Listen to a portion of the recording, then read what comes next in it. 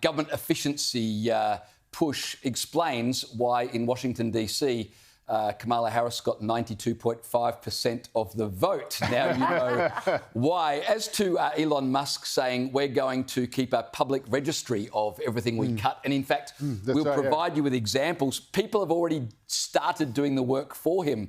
People have begun listing things like the government gave a $20,000 grant for drag queens in Ecuador. They gave a $770,000 grant for a study in Russia to put cats on a treadmill. That's right. US taxpayers paid for that. And of course, I seem to remember there was the Pentagon had an accounting error of about $2 billion in money for Ukraine. Sometimes billions just go missing, Matt. So this will not only save Americans money, but it's going to be highly entertaining. Think of the money you can save on the cinema. You just watch what Elon and Vivek are doing in the public service. But if he does it the way he says he's going to do it, which is purely by social security number so that it's blind and completely non-political, you'll still have half a cat on a treadmill. You'll still have half a drag queen in El Salvador. And no one will notice any difference in the functioning of the state. So just have you'll have all the same programs. They'll just be half as good or half as bad as they otherwise. No, they're going to be shutting down the programs. That is the crux of the matter, and that's what they're on to. Well, Ramaswamy said that the bureaucrats would go as a basis of their social security number. But if they were shutting down the programs, then that is inherently, by definition, politically motivated. But anyway, just not to drown in semantics, I think it will be a very, very interesting experiment, and I just wish that our politicians, even if they're doing really crazy stuff or really bad stuff, could do it in such an entertaining way. It's so much fun. And Donald Trump's statement, this is the beauty of it, is he's actually admitted, my best mate Matt, who was convinced that Trump was going to win and has this great theory about why it's going to happen, and he's right, is because Trump is just pure Hollywood. He is pure entertainment. And he's now just, the fig leaf's gone, the election's won, he's just going to say, I'm going to do this in such an incredibly fun way. You just will not be able to take your eyes off it. It's going to be so entertaining. It's fantastic. It's You're going to do the job. How you might as well make it entertaining. That's why I'm here. Well, the other thing it does, of course, is because they'll cop criticism, no doubt, because there'll be job losses, programs cut.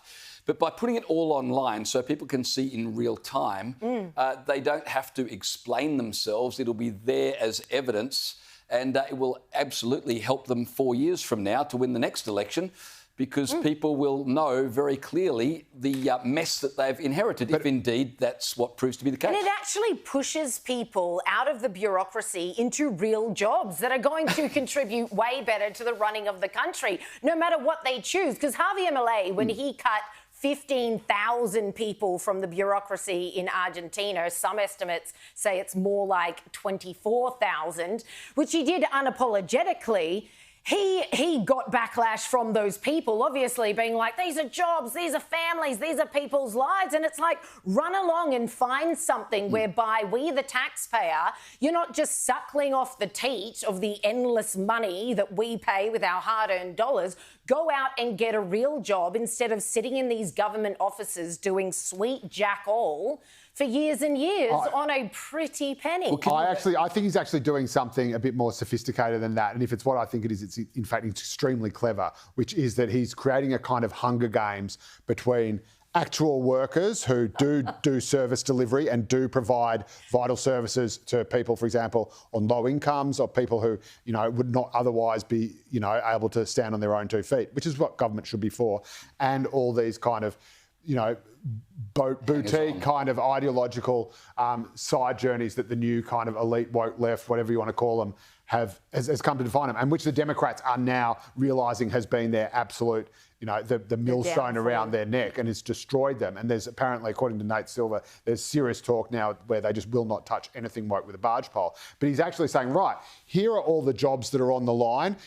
There's the jobs that take care of poor people over here. There's the jobs that send, drag queens to Ecuador, or, cats on treadmills over here. One of them has to go. Which one is it going to be? That's exactly what Elon Musk did at Twitter, right? He got rid of 80% of the staff, most of them working in DEI and so forth. And Twitter kept on functioning. People sometimes criticise it, but anyone who runs a business knows. I mean, isn't it a famous old adage? 25% of your employees do 80 to 90% of the work. If you get rid of the others, you're not really going to miss them. And it's the same with these government agencies. It's the same with these government departments. Every employer, whether small business or large business knows this. It's the same with these guys. I'll tell you what, there'll be a massive line outside Walmart in Washington, D.C. with former government employees looking for a job stacking shelves, which they'd be more able to do and probably more productive.